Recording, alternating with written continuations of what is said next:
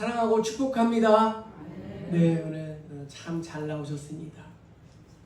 이제 우리 한국 사람의 평균 수명이 100세 가까이 된다고 합니다. 지금 태어나는 아이들은 모세의 나이 120세까지 이렇게 산다고 합니다. 직장에서 대부분 60세 넘으면은 65세 정도면은 은퇴를 하게 되는데, 요즘에 또 기업들이 정년의 나이를 조금 연장하고 있습니다. 그럼에도 우리가 퇴직을 하면은 20, 30년간을 어떻게 해요? 우리가 살아야 한다는 거죠. 캐나다에서는 보통 62세에 정년 퇴직을 하고 나면은 5년 이내에 거의 반수가 죽는다고 합니다. 이유는 뭐냐? 직장에 출근할 때는 아침 7시, 6시에 일어났는데 퇴직을 하면은 뭐 8시, 9시, 뭐 10시까지 이렇게 잔다는 거예요. 그래서 마음 푹 놓고 자다가 식사도 하지 않고 또 지체하다가 20시간 가까이 이렇게 또 잔다고 합니다. 이토록 잠이 좋아서 침대에서 내려오지 않다가 그만 잠이 든 채로 하늘나라 간다는 거예요. 그래서 캐나다에는 깨워주기 모임이 있대요. 어떤 모임이요? 깨워주기 모임. 우리도 깨워주시는 분이 있습니다. 모닝콜 시간을 설정해 두고 자면 사랑하는 내 친구인 스마트폰이 나를 깨워줍니다. 또 지인들끼리 서로 아침에 모닝콜을 해서 깨워주기도 하죠. 처음 목회를 시작하면서 새벽 예배를 인도할 때엔 시계를 한 3개 정도를 켜놓고 잤어요. 자명종 시계. 핸드폰도 켜놓고. 왜냐하면 새벽에 늦으면 안 되잖아요. 그런데 지금은 이제 새벽 5시만 되면은 어김없이 일찍 일어나고, 새벽 기도 없는 날도 일찍 일어나니까 이게 문제예요. 좀 툭 자야 되는데 토요일 날도 일찍 일어나지, 공휴일 날도 일찍 일어나고 그런 습관이 됐습니다.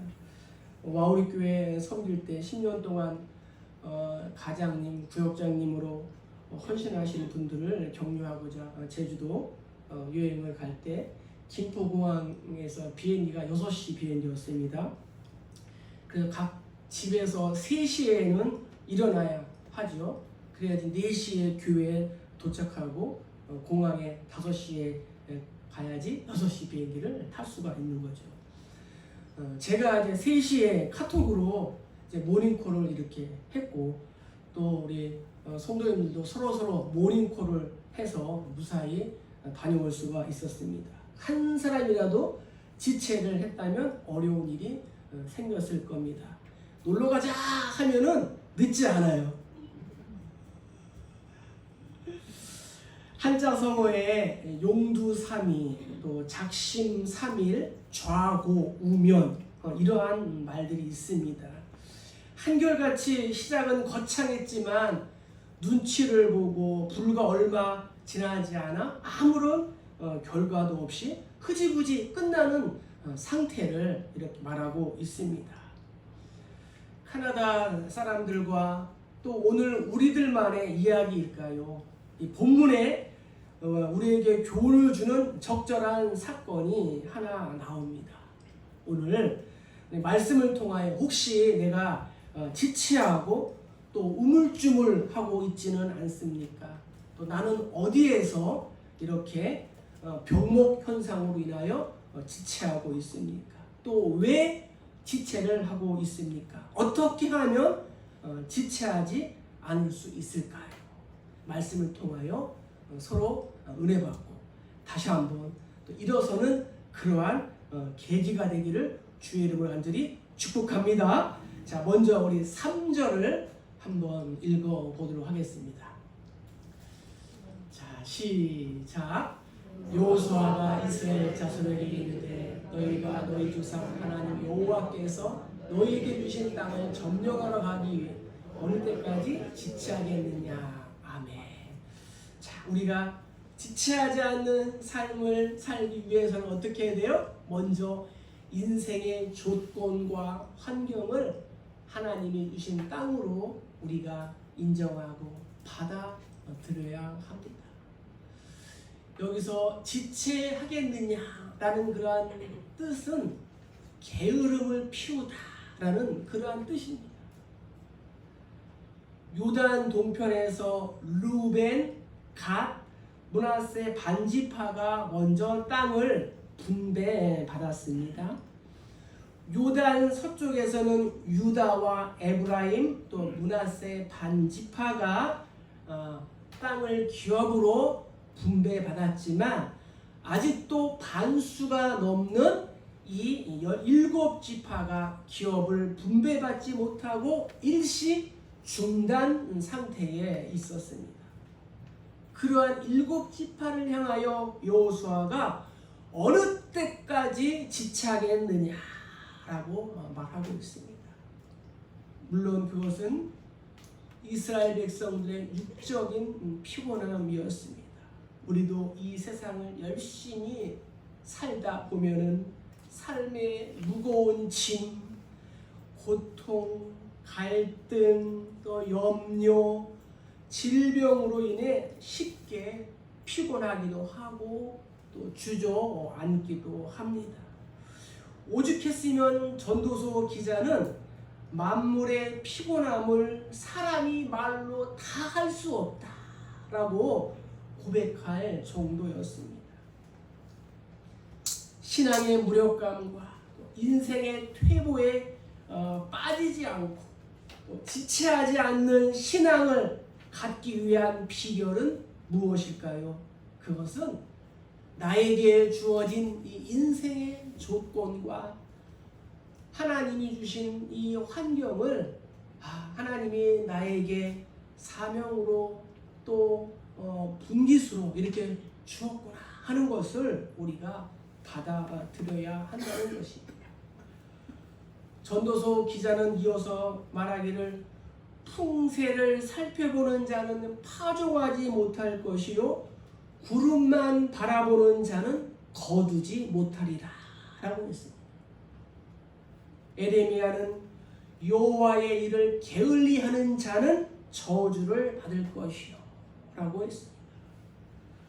롯의 아내는 소돔과 고모라가 불탈 때 하나님의 명령을 받고도 지체했습니다. 뒤돌아보지 말라는 명령에 불순종하고 뒤를 돌아봄으로 저주를 받아 소금 기둥이 되었습니다. 그래서 2000년이 지난 오늘날에도 두고두고 사람들의 입에 오르고 있습니다. 애굽에서 430년 동안 노예 생활, 또 40년간의 이 광야 생활, 그리고 가나안 7년 전쟁으로 인하여 이스라엘 백성들은 많이 피곤해했습니다. 그래서 현실에 안주하려고 하는 그러한 안일함도 있었고 무력감도 있었고 또한 게으름에 빠져 있었습니다.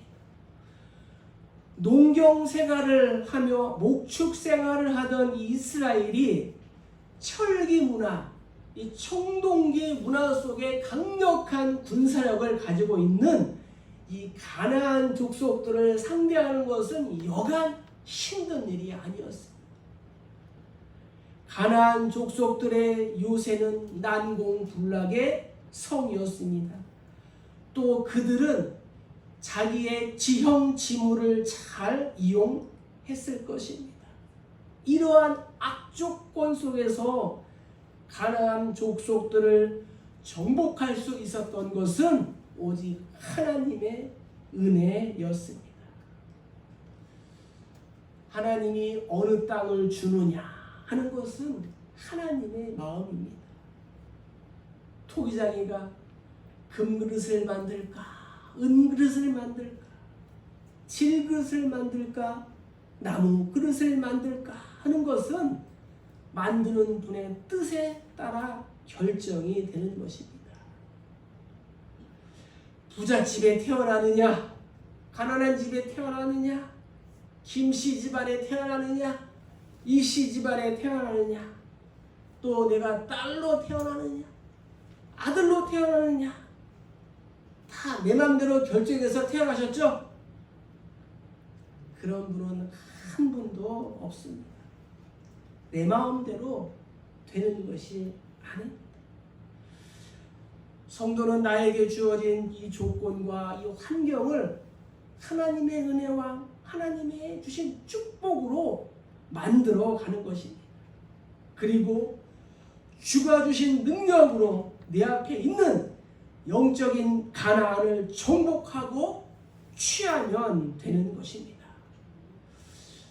성도는 왕같은 제사장이요 거룩한 나라며 하나님의 소유된 백성인 줄 믿습니다. 그래요. 내가 어떠한 상황과 환경에 있다 해도 예수님의 핏값으로 산 하나님의 딸이요 하나님의 아들인 줄 믿습니다. 요셉은 평생을 피해 의식 속에 살아야 하는 사람이었습니다.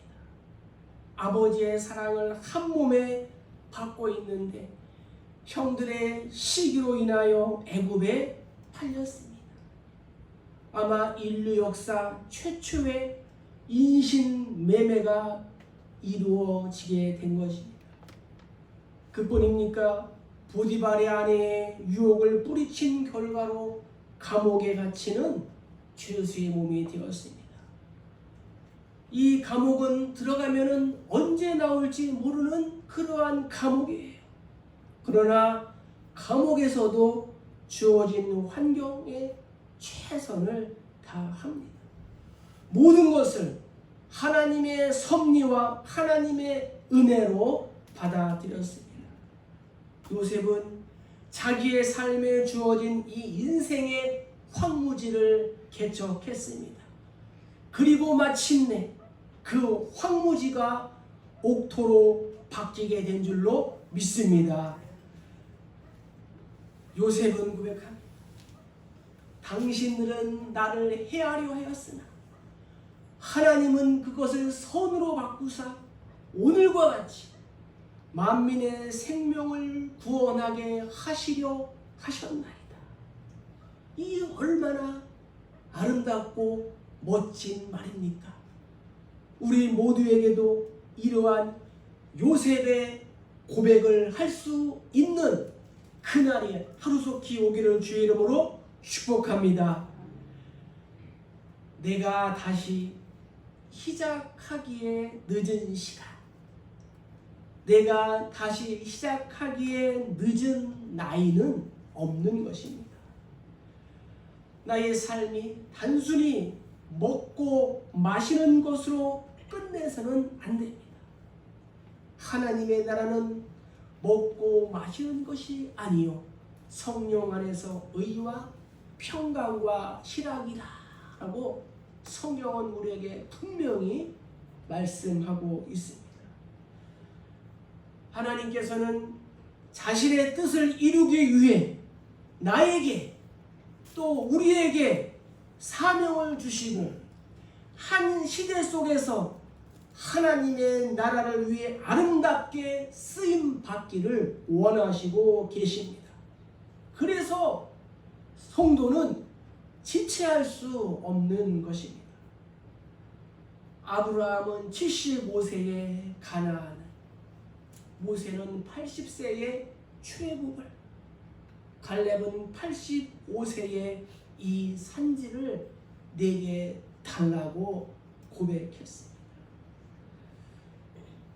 참새 한 마리가 날아가고 참새 한 마리가 떨어지는 그 참새의 운명도 하나님의 뜻에 의하여 결정이 됩니다.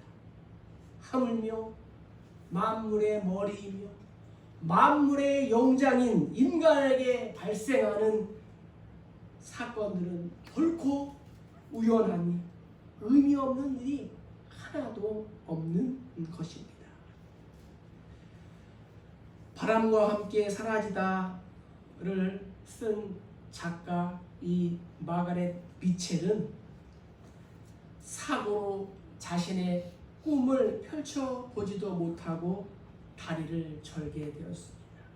모든 것이 다 끝나버린 것처럼 보였습니다. 그러나 그녀는 결코 포기하지 않았습니다. 무려 10년 동안 병상에서 소설을 썼습니다. 그리고 3년 동안 자기가 쓴 이 소설을 가지고 출판사 13군데를 찾아다녔지만 한 군데도 이 미첼이 쓴 그 소설을 읽고 받아주는 곳이 없었습니다. 그럼에도 절망하지 않고 어느 날 기차역에서 출장을 가는 출판사 편집장을 만나서 한 번만, 단 한 번만 꼭 읽어달라고 간청을 했습니다. 그러나 그녀의 간곡한 부탁에도 불구하고 편집장은 읽지 않았습니다. 그러나 미첼은 다 끝났다고 생각하지 않았습니다. 그리고 한 번만 읽어주세요 라는 전보를 한 번, 두 번, 세 번이나 보냈습니다. 그 결과 6개월 만에 100만 부가 팔렸고 또한 퓰리처 상이라는 큰 상을 받게 되었습니다. 그녀가 만일 다리가 다쳤을 때 포기했더라. 두 번째 전보만 치고 포기했다면 바람과 함께 사라지다는 이 귀한 작품은 정말 세상에 나오지 못하고 바람과 함께 사라져 버릴 수도 있었을 것입니다.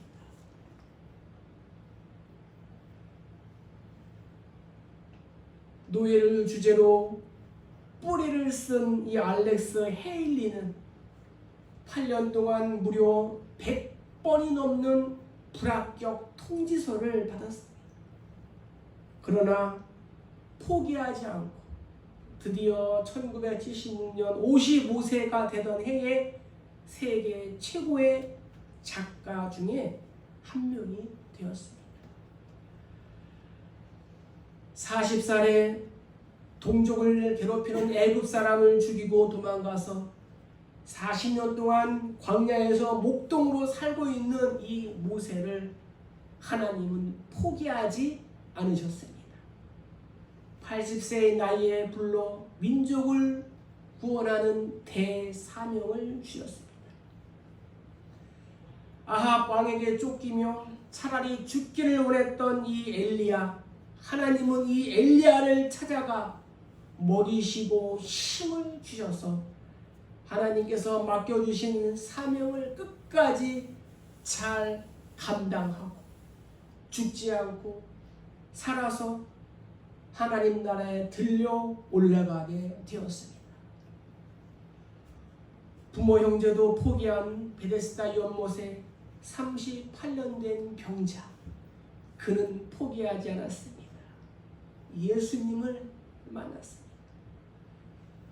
내가 낫고자 하느냐, 일어나 내 자리를 들고 걸어가라. 자리를 들고 걸어갔을 때 그에게 새로운 생명이 시작된 줄로 믿습니다. 나인성에 홀로 된 여인은 자신의 아들이 죽었을 때 모든 것이 다 끝난 줄 알았습니다. 그러나 예수님을 만남으로 추상집이 잔치집으로 바뀌고 죽음의 행렬이 축제의 행렬로 변한 줄로 믿습니다. 사랑하는 성도 여러분, 지금 내가 포기에는 너무 이른 시간이라는 말입니다.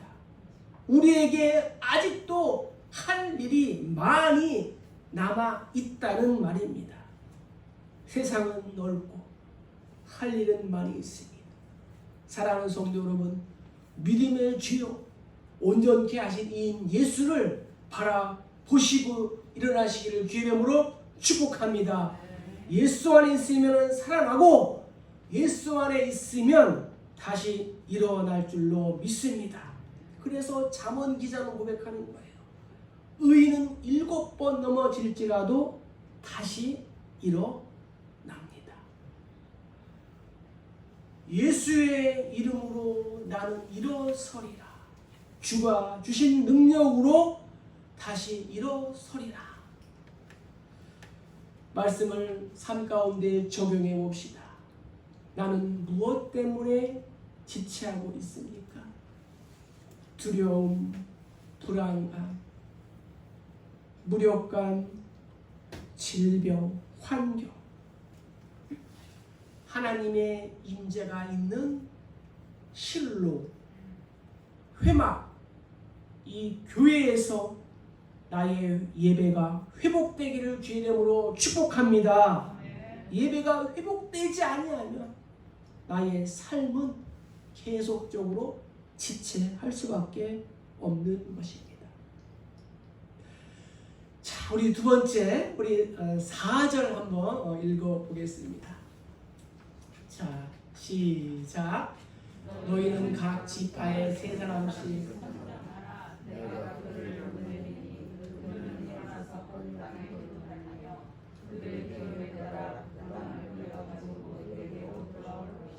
아멘.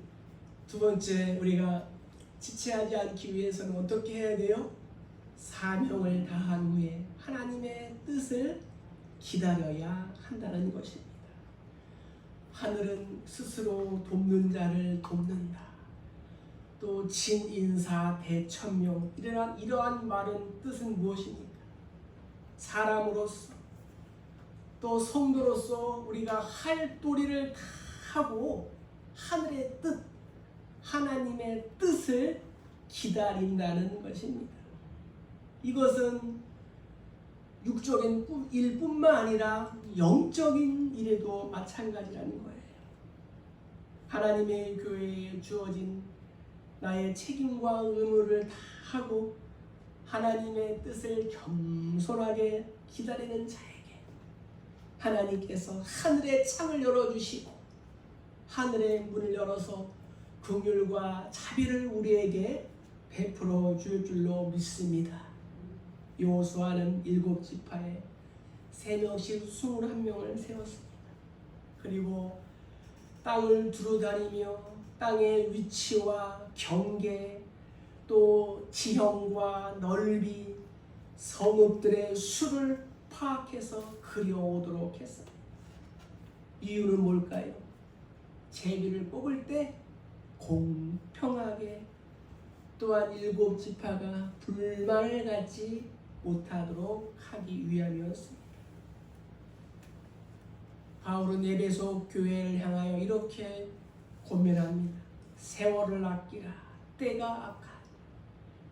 그러므로 어리석은 자가 되지 말고 오직 주의 뜻이 무엇인가 이해하라. 또 분별하라. 권면하고 있습니다. 그저 우리가 막연히 앉아서 현실에만 집착할 때에는 아무것도 얻을 수가 없게 되는 것입니다. 이럴 때 신앙의 무기력감에 빠지게 됩니다. 이마에 땀을 흘리며 열심히 노력하며 기다리는 그러한 자에게 하나님은 당신의 거룩하신 뜻을 드러내십니다. 야고보는 고백합니다. 농부가 씨를 뿌리고 땅에서 나는 이 열매를 바라보고 길이 참아 이른 비와 늦은 비를 기다리듯이 너희도 길이 참고 마음을 굳건하게 하라. 주의 평강이 가까움이라. 주의 강림이 가까움이라. 이렇게 우리에게 권면하고 있습니다. 미국 유명한 예일 대학에서 졸업반을 대상으로 조사를 했습니다. 졸업생 중 67%는 뚜렷한 목표와 비전이 없었습니다. 30%는 비전이 있었지만 기록하지 않았고 단 3%만 자신의 비전을 적었습니다. 그들이 졸업하고 20년이 지난 후 다시 설문을 조사를 한 결과 자신의 비전을 적고 기록했던 3%가 경제적인 수익이나 성공률에서 비전을 기록하지 않은 나머지 이 97%보다도 훨씬 더 상승하고 또 높은 그러한 위치에 있다는 발표가 나왔습니다. 미국 기독교계의 탁월한 지도자 존 맥스웰은 성공하는 사람과 실패하는 사람의 차이점을 이렇게 간단하게 대비하며 정의합니다. 성공하는 사람들은 삶의 목적이 있고 비전이 있습니다. 그러나 성공하지 못하는 사람들은 현재만 보고 지금만 보는 사람들이라는 것입니다. 오헨리는 이렇게 말합니다. 길가에 조그만 돌 하나도 목적을 가지고 세상에 존재한다. 슈바이저는 한 방울의 물은 무력하게 보이나 그 물이 바위 틈새에 들어가서 얼면 바위도 부수게 된다. 예수님 말씀하셨습니다. 아버지께서 일하시니 나도 일한다. 사랑하는 성도 여러분, 하나님께서도 지금도 우리 인생과 우주 만물을 다스리고 통치하고 섭리하고 계신 줄로 믿습니다. 예수님 하나님 보좌 우편에서 우리를 위하여 기도로 간구하고 계심을 믿습니다. 코로나 시대에도 불구하고 교회가 하나님께 예배하고 또 기도하고 봉사하고 또 찬양하는 이러한 삶을 계속적으로 해야 되는 것입니다. 가만히 앉아서 탁상 공론만 하는 자들에게는 기적이 일어나지 않는 거예요.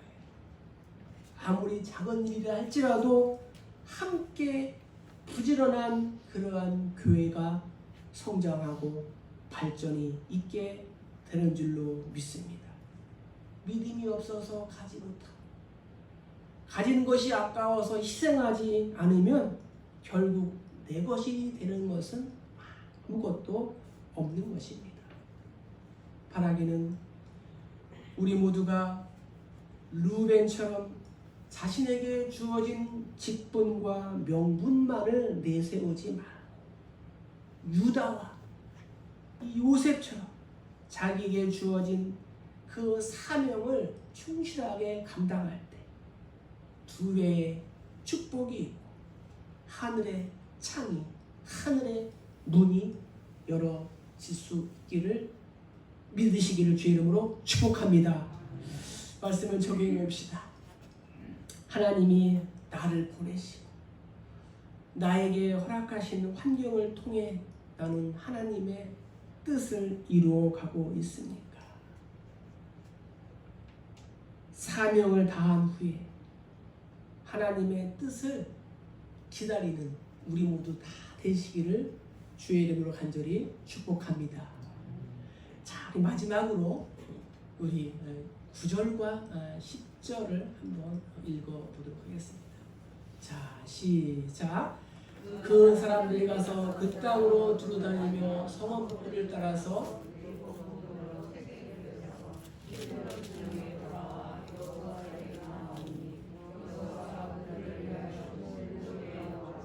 재배를 뽑고 그가 거기서 이스라엘 자손의 분파들어 그 땅을 분배하였더라.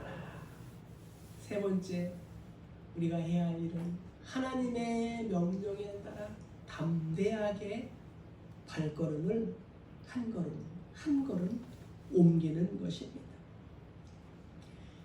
여호수아의 명령을 받은 이 7지파 21명은 가나안 땅을 두루다니며 그 땅의 형편과 지형을 자세하게 관찰했습니다. 사실 이러한 일은 매우 위험한 일이었습니다. 왜냐하면 당시까지만 해도 도처에 가나안 족속의 패잔병들이 세력을 규합해서 호시탐탐 재기할 그러한 기회를 노리던 상태였습니다. 따라서 무슨 일을 당할지 알 수 없었습니다.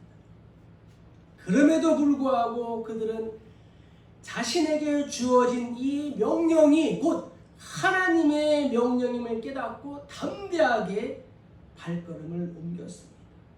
그리고 하나님의 은혜로 무사히 주어진 임무를 마치고 돌아오게 되었습니다. 그 결과 조사한 가나안 땅을 공평하게 제비 뽑아서 다시금 그들의 신앙이 회복되게 되었습니다. 신앙의 무력감을 이기고 신앙 성장을 이기는 비결은 하나님의 명령에, 하나님의 말씀에 순종하는 것입니다. 우리가 사는 이 세상은 우리가 예측할 수 없는 위험과 역경이 도처에 도사리고 있습니다. 우리가 2020년을 시작하면서 코로나19가 발병되고 이것 때문에 우리가 이렇게 힘든 줄 예전에는 미처 몰랐어요. 마귀가 우는 사자와 같이 두루 다니며 삼킬 자를 찾고 있습니다. 이때 성도는 어떻게 해야 돼요? 오히려 믿음을 굳게 하고 저들을 대적해야 될 줄로 믿습니다. 내가 두려워한다면 나의 신앙은 좌절되고 맙니다. 순종하는 자가 이 약속의 땅을 또 하늘 가나안을 온전한 기업으로 차지하게 되는 것입니다. 베드로는 자신이 실패해보고 자신이 실족해 보았기 때문에 자신의 경험을 바탕으로 이렇게 우리에게 권면하고 있습니다. 형제들아, 더욱 힘써 너희 부르심과 택하심을 굳게 하라. 너희가 이것을 행한즉 언제든지 실족하지 아니하리라. 하나님께서 우리를 사랑하는 우리 교회로 부르시고 우리를 택하신 것들을 기억하시고 다시 한번 힘내시기를 주의 이름으로 축복합니다. 영국의 로이드 존수 이 유명한 목사님은 교회 안에 세 종류의 성도가 있다고 합니다. 첫 번째는 말씀을 듣지 않는 성도. 교회에 와서 설교를 듣지만 다른 생각을 하고 있다는 거죠. 두 번째는 말씀을 그대로 받아들이지 않는 성도가 있다는 거예요. 말씀을 자기의 필요에 따라 선택적으로 불패 음식 먹는 식으로 받아들인다는 거죠. 세 번째는 말씀을 듣고 인격과 생활이 변하지 않는 사람이 있다고 해요. 그런데 이 영국의 로이드 존스 목사님이 한 가지를 빠뜨린 것 같아요. 이렇게 해서 영국이 좀 힘들어지지 않았나. 말씀을 준비하면서 그럼에도 교회에는 말씀을 듣고 순종하는 성도가 더 많다는 거예요. 할렐루야. 어느 나라? 우리나라. 어느 교회? 우리 교회. 말씀을 듣고 순종할 때 정말 하늘의 창이 열어지고 하늘의 문이 열어지는 그러한 기적을 경험하게 될 줄로 믿습니다. 북한 백성을 비극적인 삶으로 인도한 김일성, 그의 아버지 김형식은 기독교인들만 다니는 숭실학교를 다녔습니다. 어머니 이름은 강반석. 이름 자체가 보여주듯이 독실한 기독교 가정에서 자랐습니다. 외할아버지가 장로였고 집안에는 또 이 목사님이 있었습니다. 그러나 김일성은 자신의 회고록에서 어머니는 예배당을 다녔지만 예수를 믿지 않았다고 기록했습니다. 하루는 물었습니다. 어머니, 하나님이 정말 있다고 예배당에 다니시나요? 어머니가 웃으며 머리를 가고 흔들며 말합니다. 무엇이 있어 다니는 것이 아니다. 죽은 후에 천당 가면 뭘 하겠노? 사실은 너무 피곤해서 좀 쉬기 위해서 간다고 했습니다. 그리고 예배 도중에 어머니가 조는 것을 자주 목격했다고 합니다. 그는 끝내 구원받지 못하고 죽었으며 북한 백성들도 지금까지 영적으로 육적으로 죽어가고 있습니다. 공산주의를 만든 칼 막스는 대학을 다닐 때 성경을 주제로 논문을 쓴 사람이었어요. 스탈린은 신학교를 중퇴한 것으로 알려지고 있습니다. 사랑하는 성도 여러분, 하나님의 말씀에 순종하는 자에게 복이 있습니다. 내 모친과 동생들은 곧 하나님의 말씀을 듣고 행하는 사람들이다 라고 얘기하셨고, 너희도 이것을 알고 행하면 복이 있으리라 예수님 우리에게 말씀해 주셨습니다. 바울은 하늘 가나안을 향하여 끊임없이 전진하는 이 성도를 마라톤 선수에 비유하고 자신도 그러한 삶을 살았다고 고백합니다.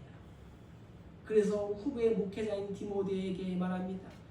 나는 선한 싸움을 다 싸우고 나의 달려갈 길을 마치고 믿음을 지켰다.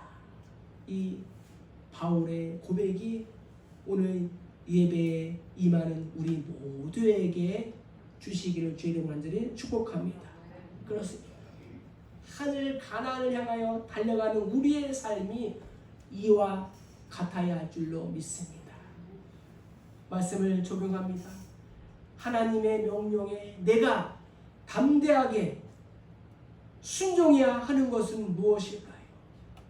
가정과 공동체가 무기력에 빠질 때 내가 해야 할 일은 무엇일까요? 36개 주량랑 치는 것? 아니요. 주의 일에 더욱 적극적으로 동참하시기를 주의 이름으로 축복합니다. 시 한 편을 소개하고 말씀을 마치도록 하겠습니다. 할 일이 생각나거든 지금 하세요. 오늘은 하늘이 맑지만 내일은 구름이 보일지도 모릅니다. 어제는 이미 당신의 것이 아닙니다. 친절한 말 한마디가 생각나거든 지금 하세요. 내일은 당신의 것이 안 될지도 모릅니다. 사랑하는 사람도 언제나 곁에 있지는 않습니다. 사랑한다면 사랑의 말을 지금 하세요. 미소를 짓고 싶거든 지금 웃어주세요. 불러야 할 노래가 있다면 지금 부르세요. 해 저물면 노래 부르기엔 너무나 늦습니다. 당신의 노래를 지금 부르세요. 사랑하는 성도 여러분, 나의 어리석은 생각 때문에, 고난 때문에, 현실 때문에 보다 중요한 것, 본질적인 것을 놓쳐서는 안 됩니다. 주님은 이 시간에 나에게 물으십니다. 사랑하는 아들아, 사랑하는 딸아, 어느 때까지 지체하겠느냐?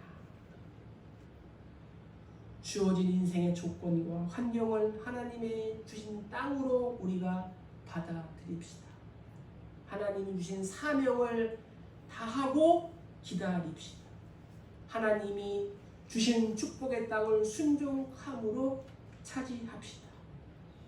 지체하고 있는 나의 자신과 내 가족, 공동체가 영적인 괴로움을 이기고 주님이 주신 땅으로 한 걸음씩 나아가는 한 주 우리 모두 되시기를 주의 이름으로 간절히 축복합니다. 축복합니다.